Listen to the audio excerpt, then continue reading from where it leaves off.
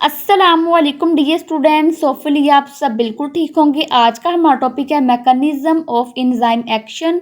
बहुत ही आसान और बहुत ही मज़े का टॉपिक है। सबसे पहले हमारे पास है introduction of enzyme. Enzyme are three dimensional globular proteins के एंजाइम्स ग्लोबुलर प्रोटीन्स होने के साथ साथ थ्री डायमेंशनल्स भी होते हैं। Enzyme has specific composition due to its amino acids and specific shape, यानी कि एंजाइम की स्पेसिफिक शेप और अमाइनो एसिड्स की वजह से जो एंजाइम की कंपोजिशन होती है ये बहुत ही स्पेसिफिक होती है। तो आपने ये दो पॉइंट्स याद रखने हैं। आगे हमारे पास है ES कॉम्प्लेक्स। तो जब एंजाइम सबस्ट्रेट के साथ रिएक्ट करेगा तब हमारे पास ES कॉम्प्लेक्स बनेगा। When enzyme reacts with substrate then form ES complex. तो जब एंजाइम सबस्ट्रेट के साथ रिएक्ट करेगा तब ES कॉम्प्लेक्स बनेगा।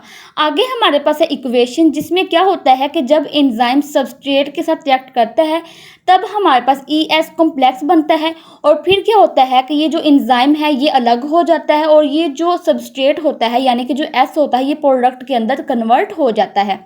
Enzyme is released and substrate convert into product. तो इसमें भी यही चीज़ है कि जो एंजाइम है ये रिलीज हो जाता है और जो सबस्ट्रेट है ये प्रोडक्ट के अंदर कन्वर्ट हो जाता है।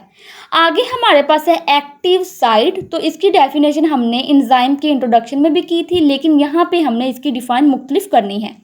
इसकी डिफाइन ये है, enzyme and its substrate react with each other through charge bearing site is called active site.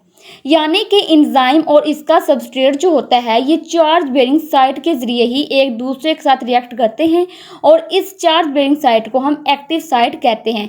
यानी कि जो एक्टिव साइट है इसके ऊपर चार्ज होता है, इसलिए हम इसको चार्ज बेरिंग साइट कहते हैं। आगे हमारे पास है कंपोजिशन। तो इसकी कंपोजिशन में ये है कि charge and shape of active site is formed by amino acids in polypeptide chains. यानी कि एक्टिव साइट पे जो चार्ज होता है और जो इसकी शेप होती है ये अमाइनो एसिड्स की वजह से बनती है। आगे हमारे पास है रीजन्स। तो एक्टिव साइट के दो रीजन्स होते हैं। There are two reasons in active site. तो एक्टिव साइट के दो रीजन्स होते हैं, एक होता है बाइंडिंग साइट और दूसरा होता है कैटालिटिक साइट। अगर बाइंडिंग साइट की बात करें तो इसका फर्स्ट पॉइंट ये है कि इट रिकॉग्नाइज द सबस्ट्रेट, यानी कि बाइंडिंग साइट सबस्ट्रेट को पहचानती है। फिर क्या होता है, then it bind substrate with enzyme and form ES complex. और फिर ये क्या करती है कि इस सबस्ट्रेट को एंजाइम के साथ बाइंड करवा के ES कॉम्प्लेक्स को बना देती है।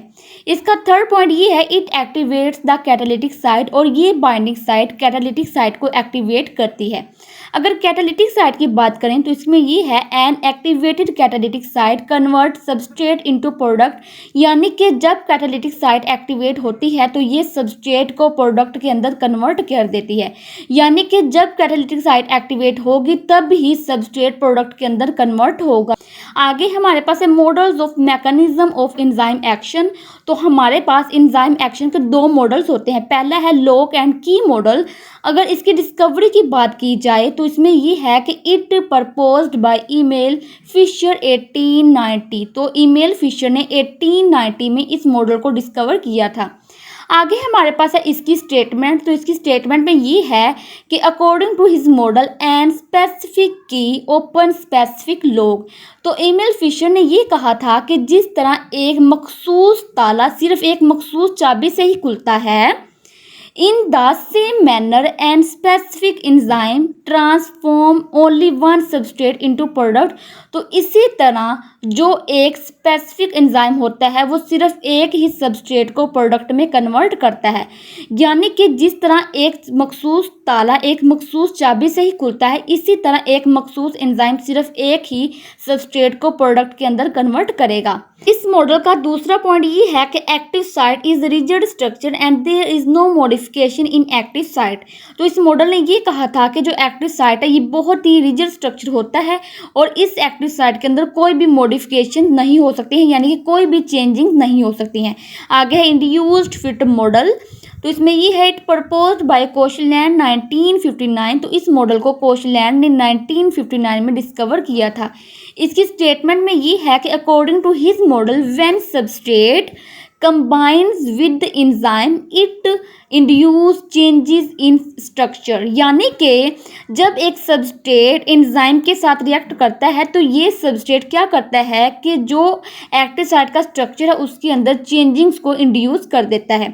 Change in structure enable the enzyme to perform its catalytic activity with great efficiency.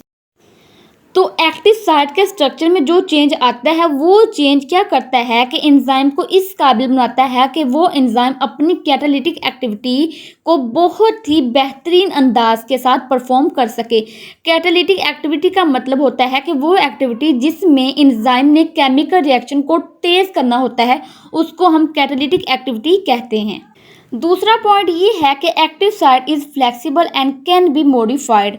तो इस मॉडल ने ये कहा था कि जो एक्टिव साइट है ये एक फ्लेक्सिबल स्ट्रक्चर होता है और इस एक्टिव साइट के अंदर मॉडिफिकेशन भी आ सकती है, यानी कि चेंजिंग्स भी लाई जा सकती है। तो स्टूडेंट्स ये हमारे पास दो मॉडल हैं, एक था लॉक एंड की मॉडल और दूसरा था इंड्यूस फिट मॉडल। तो ये दोनों मॉडल्स ही एज अ शॉर्ट क्वेश्चन बहुत ही वीआईपी हैं। तो अगर आपको इस टॉपिक में से कोई भी शॉर्ट क्वेश्चन आ जाए तो आपने इसको एज इट ही लिखना है। ओके जी, अल्लाह हाफिज़।